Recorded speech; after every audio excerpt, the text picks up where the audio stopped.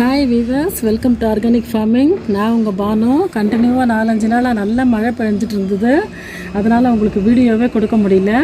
இன்றைக்கி காலையிலையும் சரி, நேற்றுக்கு காலையிலையும் சரி, மாடியில் செடிகளை பார்க்கலான்னு பார்த்தப்போ இலை மட்டும், கொம்பு மட்டும் இருக்குது, கிளைகள் மட்டும், இலையை காணவே காணும்.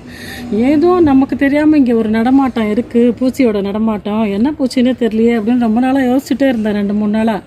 இன்றைக்கி ஒரு ஐடியா வந்தது. மண்ணுக்கு அடியிலையும் சில பூச்சிகள் இருக்குது. இங்கே பாருங்கள், மண்ணை கொட்டி இந்த 5 பேக்கில் இருந்த மண் எல்லாத்தையும் கொட்டிட்டேன். அதில் இருந்த வெண்டை செடி, பாலக்கீரை செடி, பசலைக்கீரை செடி, தக்காளி செடி எல்லாத்தையும் பிடுங்கி போட்டேன். இங்கே பாருங்கள், மண்ணுக்கு அடியில் இந்த மாதிரி புழுக்கள் இருக்குது. இந்த புழுக்கள் தான் இரவில் அந்த பச்சை செடியில் இருக்கிற பச்சை தன்மையை பூரா சாப்பிட்டு போயிடுது. அந்த இலைகளில் இருக்கிற கொழுந்து, பச்சை இலைகளை நல்லா விரும்பி சாப்பிடும் போல் இருக்குது இந்த பூச்சி. இந்த மாதிரி பூச்சி என்னோடய கார்டனில் நான் பார்த்ததே இல்லை. இதான் ஃபஸ்ட் டைம் பாருங்கள்.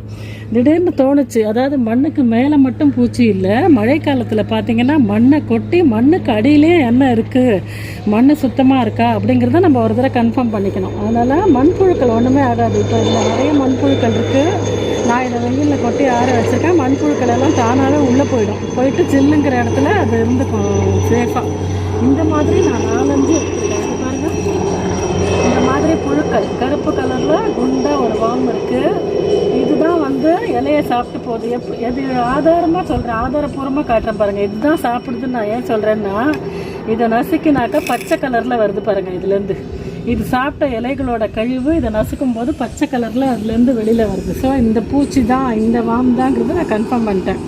அதுக்காக தான் சொல்கிறாங்க, ஒவ்வொரு க்ரோ பேக்குக்கும் நம்ம செடி நடும்போது ஒரு கைப்பிடி நீம் கேக் பவுடர், வேப்பம் புண்ணாக்கு கண்டிப்பாக கலக்கணும்னு சொல்கிறாங்க. நான் இது வரைக்கும் கலந்ததே இல்லை. ஒரே ஒரு தடவை நீம் கேக் பவுடர் கலந்துருக்கேன், அதுக்கப்புறம் கலக்கலை பாருங்கள். அதனால் இப்போ இந்த பூச்சி தாக்குதல் ஆரம்பமாகிடுச்சு. அதனால் பிகினர்ஸாக இருந்தாலும் சரி, ஏற்கனவே கார்டன் வச்சுருக்கிறவங்களாக இருந்தாலும் சரி, கண்டிப்பாக மழை முடிஞ்ச பிறகு மேலே மாடிக்கு செடிகள்லாம் ஆரோக்கியமாக இருக்கா, இலைகள்லாம் பத்திரமா இருக்கா, இல்லை ஏதாவது சாப்பிட்டு போயிட்டு வெறும் கொம்பு மட்டும் தான் நிற்குதான்னு பாருங்கள். இந்த மாதிரி பூச்சியை நீங்கள் வளர விட்டுறாதீங்க. மண்ணை கொட்டி மண்ணை நல்லா ஆற வச்சு மண்ணில் எதுவும் இல்லை அப்படிங்கிறத கன்ஃபார்ம் பண்ணிவிட்டு திருப்பி பேக்கில் நம்ம இந்த மண்ணோட இன்னும் கொஞ்சம் புது மண் கலந்து அள்ளி போடும்போது கண்டிப்பாக நீம் கேக் போடுறதுன்னா ஒரு கைப்பிடி ஒவ்வொரு பேக்குக்கும் போடுங்க. நீம் கேக் எங்ககிட்ட இல்லை அப்படிங்கிறவங்க 1 டீஸ்பூன் மஞ்சத்தூள் போட்டுக்கோங்க. அப்புறம் வேப்ப இலைகள், வீட்டுக்கு பக்கத்தில் காஞ்ச வேப்ப இலைகள் கிடைச்சாலும் சரி, பச்சை வேப்ப இலைகள் கிடைச்சாலும் சரி, அரை காய்ச்சலில் இருந்தாலும் கூட பரவாயில்ல, அதை கூட நீங்கள் நல்லா உருவி அந்த இலைகளை கூட இந்த மண்ணோட கலந்து நீங்கள் க்ரோ பேக்கில் அள்ளி போட்டு திருப்பி செடி வைக்கலாம் பாருங்கள். அதனால் மழைக்கால பராமரிப்புனா நீங்கள் மண் மேலே மட்டும் பார்க்கக்கூடாது. கண்டிப்பாக மண்ணை கொட்டி மண்ணுக்கு அடியில் என்ன இருக்குது, மண்ணுக்கு அடியிலையும் கம்பளி பூச்சி, இந்த மாதிரி வேர்ப்புழு, பச்சை புழு, இதுக்கெல்லாம் ராத்திரியில் இந்த கிளைகள் இலைகள்லாம் சாப்பிட்டுட்டு ஜில்லுன்னு பகலில் பார்த்தீங்கன்னா வெயில் வரும்னு சொல்லிட்டு மண்ணுக்கு அடியில் போய் ஒளிஞ்சிக்குதுங்க. அதனால் நம்ம இந்த மண்ணை கொட்டி நல்லா ஆற வச்சு, இந்த மாதிரி நல்லா ஆற வச்சு மண்ணில் ஏதாவது இருக்கா, இன்னும் ஏதாவது புழுக்கள் பூச்சிகள் இருக்கா அப்படிங்கிறத கண்டிப்பாக கன்ஃபார்ம் பண்ணுங்கள். அப்போ தான் நம்ம டெரஸ் கார்டனில் அதிக அளவு மழை காலத்தில் பூச்சி தாக்குதல் இல்லாமல் நம்ம செடிகளை நம்ம காப்பாற்ற முடியும். நான் பாருங்கள், இன்றைக்கி காலையில் இந்த மண்ணெல்லாம் கொட்டி ஆற வச்சுருக்கேன். மண்புழு ஒன்றுமே ஆகலை பாருங்கள். அது தானாகவே மண்ணுக்கு அடியில் போய்க்கும். மண்ணுக்கு அடியில் இருக்கிற ஜில்லுக்குள்ளே அது இருக்கும் பாருங்கள், அது சேஃபாக இருந்துக்கும்.